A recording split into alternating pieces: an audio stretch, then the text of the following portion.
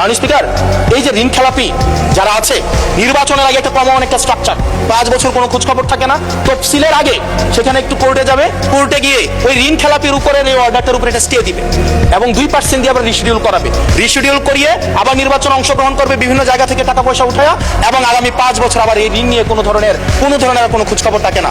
জনগণের টাকা নিয়ে এই বিলাসিতা বন্ধ করতে হবে এবং ঋণ খেলাপিদেরকে ঋণ খেলাপি বলতে হবে।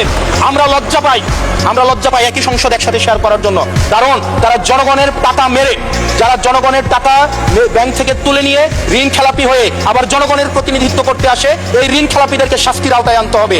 এবং তারা যখন সংসদ সদস্য হয়ে নির্বাচিত হওয়ার পরেও যদি তারা ঋণ খেলাপি হয়, এমন একটি আইন প্রণয়ন করতে হবে তাদের সংসদ সদস্য পদ যেন বাতিল হয়। সেটি শুধুমাত্র সরকার দলের জন্য না, শুধু বিরোধী দলের জন্য না, সেটি বাংলাদেশের উন্নতি, প্রগতি এবং সমৃদ্ধির জন্য সেটি প্রয়োজন, এবং পরবর্তী প্রজন্মের কাছে আমাদের দায় মুক্তির জন্য এটি প্রয়োজন। মাননীয় স্পিকার।